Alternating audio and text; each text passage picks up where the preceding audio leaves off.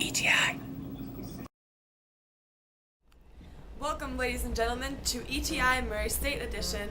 This week, we will be previewing the Racer football game against Illinois State, which is also Parents Weekend, the Murray State volleyball tournament at the University of Alabama, the ETI Player of the Week, as well as the USC-Ohio State matchup. Now, here's Kyle with the preview of the football game. All right, Racer fans, we're all ready. I got my 18 jersey on. Unfortunately for the Racers, number 18 won't be playing this weekend. Jeff Earhart still sidelined with an arm injury. As far as right now, Nico Yanko will not go as well. He did not practice Wednesday morning, and team policy says that if you do not practice Wednesday, you do not dress Saturday, so we'll see how that goes. As of right now, Chris Franklin will be the starting quarterback. Marcus Harris and Daniel Ard are set to be the backups. Both of those are wide receivers for the Racers. Coming in this weekend, we've got former Racer head coach Jimber Johnson. Johnson was at Murray State from 1997 to 99. He had a 21-12 record with the Racers. They've played 5 times ever since Johnson bolted for Illinois State, including the first year that he left. Murray State repaid the favor with a 32-17 win over the Redbirds. ISU is picked 8th in the newly named Missouri Football Conference, used to be the Gateway Conference, and of course Murray State is also picked near the bottom of the OVC. This last week, ISU lost to Marshall. Actually, the week before, they lost to Marshall 35-10. And Murray State has a 1-1 record. So everybody invited to come out, tailgate activities beforehand, and like Allison said, it's family weekend, so bring your mom and pop and enjoy some Racer football. Welcome back, Racer fans. Well, the volleyball team will be traveling this weekend to the University of Alabama for a tournament. They will play Friday night against the University of South Florida, and on Saturday they will face the host team, the University of Alabama Crimson Tide. Last weekend, the volleyball team beat Belmont in the Belmont Invitational on Friday night, and on Saturday night they dropped 2 straight sets to Furman University and the University of Indiana Purdue Fort Wayne. As many of you know, I picked up a copy of the Murray State News. The sports writers here at the Murray State News make our weekly college football picks. Tim, Allison, and myself pick, as well as Devin and the Latin sensation Ricky Martin. All of us at the during the sports picks have picked USC except for one, and that is our editor, Allison Mugler. The Ohio native took Ohio State over USC, as well as Bowling Green State over Boise State. My bold picks for this week is Purdue over Oregon. A lot of our writers took South Florida over Kansas, but after the weak performance against Central Florida, I don't think that the Bulls are going to be able to do it. Also in my picks, I picked Michigan over Notre Dame, Boise State over Bowling Green, and Cal over Maryland. And here's Tim with a little preview of his picks. Welcome back, Racer fans. Well, I'm going to go over my picks for this week. This last week I went 9-3. I had a couple bumps in the road. West Virginia and East Carolina really tripped me up. West Virginia did not play well last week. Well, this week we've got South Florida and Kansas. Kansas being ranked number 13 in the nation, South Florida number 19.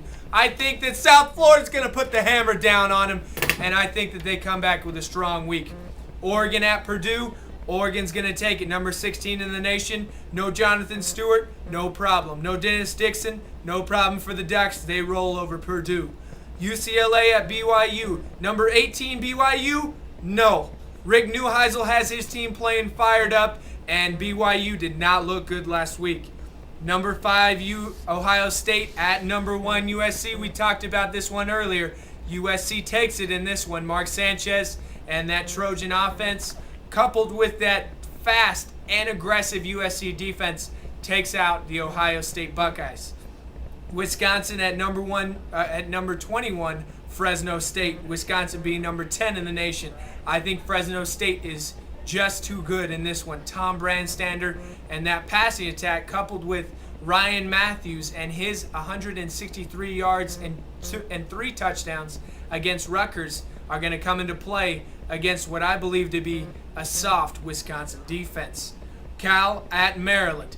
Cal put on a show last week, and they are going to put on a show again this week as the Terrapins and that awful defense are going to be pummeled by Cal's offense. Number 2, Georgia at South Carolina. Last week, South Carolina dropped one to the Vanderbilt Commodores for the first time since 1999. Vanderbilt 24-17 over South Carolina. I think Georgia rolls in this one. And Michigan at Notre Dame. I've got Michigan in this game. Michigan has not played well, but nor has Notre Dame. They struggled very heavily with San Diego State last week, and that could have been a crushing loss.